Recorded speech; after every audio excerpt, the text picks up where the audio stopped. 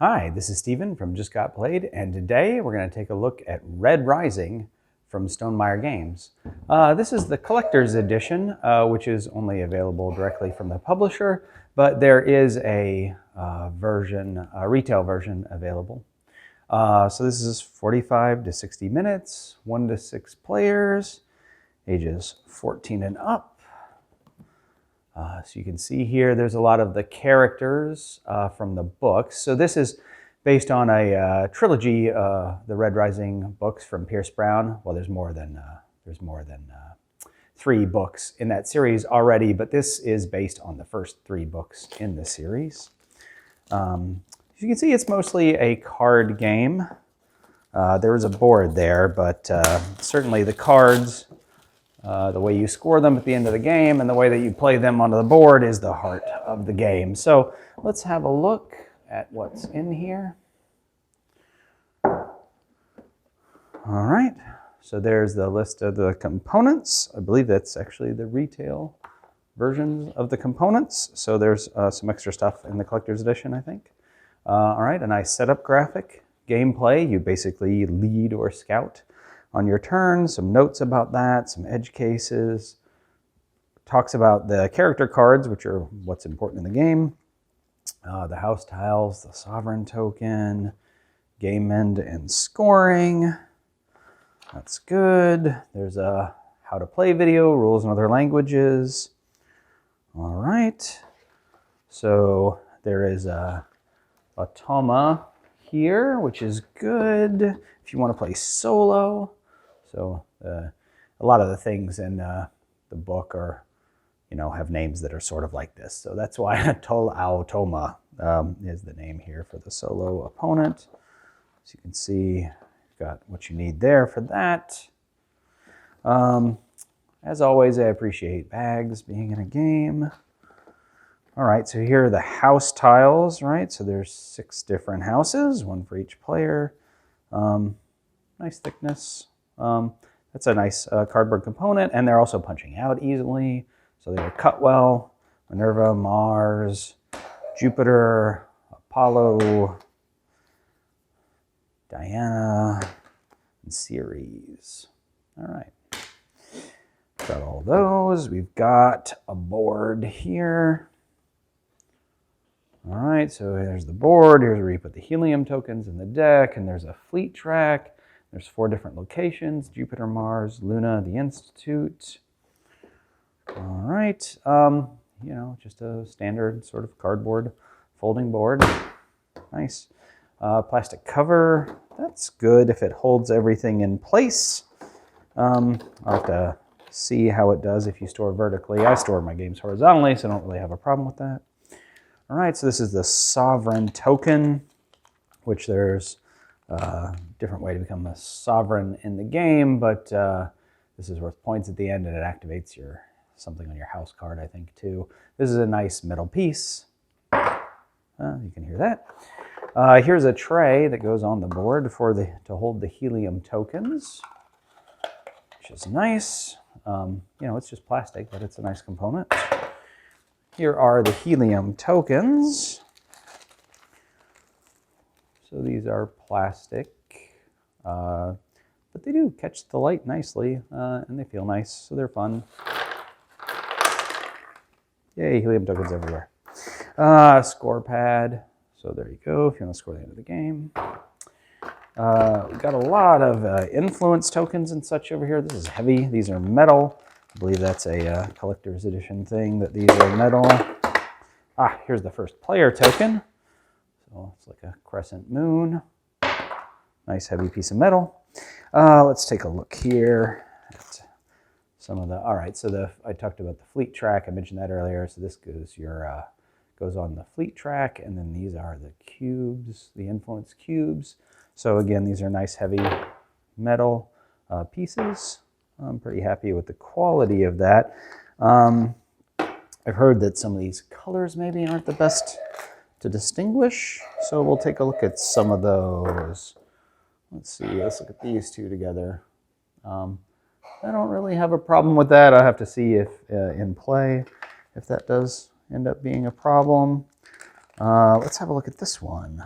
All right, so this is kind of a darker metal, and then there's sort of golden ones here. So let's have a look at those. Okay, yeah, so I can see that from a distance, maybe that could be a little bit of an issue. I really do like the feel of those components, though. Well, here, I'll just go ahead and show you the other colors while I'm here. Let's just dig them all out. All right, I actually kind of like purple. I'll probably play with that color. Maybe you could tell I like purple. All right, and there you go. Oh, look at those. Those are sort of... Yeah, so some of those colors are a little awkward. All right, there's the rising die here, which has custom sides. This is fairly large for a die. That feels kind of light. That seems to roll okay. What else we got in here? All right, card holders. You know what, let me open the cards before I get to the card holders. So there's a lot of character cards in the game. Let me look at the manual here. 112 character cards in the game. So if I could ever get them open, I'll just use my knife here. So again, I mentioned that this is a card-driven game. So you're deploying these cards out on the board, but you're also wanting to save these cards for the end of the game for scoring. So you're constantly having to make this decision whether you want to play a card for its ability when you play it or for points at the end of the game. So, you know, everything's got a name and it's got a color, which is, there is a color, but then it's also written there if you need it. There's victory points for the end of the game if it's still in your hand. A lot of different colors for the cards, which again comes from the book series, right? So there's greens and whites and blues and yellows, blues, coppers, whites, yellows, oranges. I'm trying to find some reds. There's silver, or an obsidian, Ragnar, or golds. So golds are the highest sort of caste or whatever they're called in the novel series. Oh, there's a pink, some grays. So there's a red, so they're sort of the lowest ones. But then, you know, some of these are named after characters in the book, which is nice to see those. I really like, I like the art here. The card quality is okay. They feel maybe a little larger than a normal card. I don't know. Yeah, no, they just feel all right, just like normal cards, nothing particularly special. Don't know what that is for. I don't know if that's for the solo mode or something.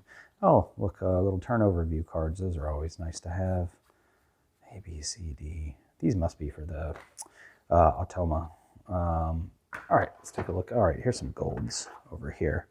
So let me get this deck open, and we'll take a look at some of those cards.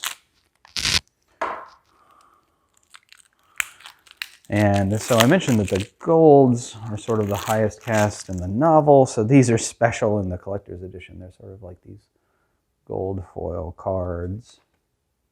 And yeah, okay, I can kind of see it there. You can, I've read that you can see the word gold through the card, which is hard to do in this lighting. But if I get it just at the right light, I can see that. So that, at least in my copy, is not as, you know, you read about things online and you're like, wow, is this going to be a problem? And then you see it for yourself and, you know, you make your own judgment. But for me, it's not as much of a problem. So I don't know if that's just my printing of it or what.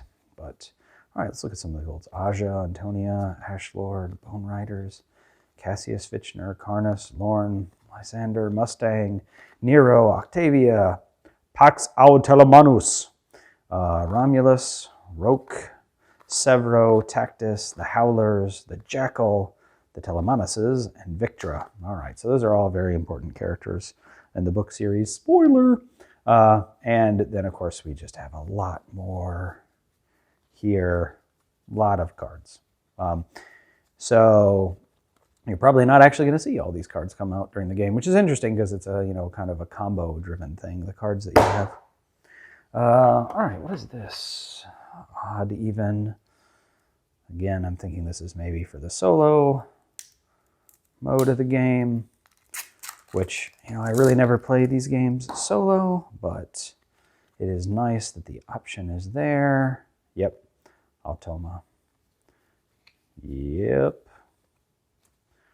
Okay, so there's some solo cards there. And so I think this, again, is only for the collector's edition, but each color has a sort of card stand. So you can put cards in there instead of having to hold them all in your hand. And they don't hold up that well, but just have to be a little careful when you're playing, I guess. It's a nice insert.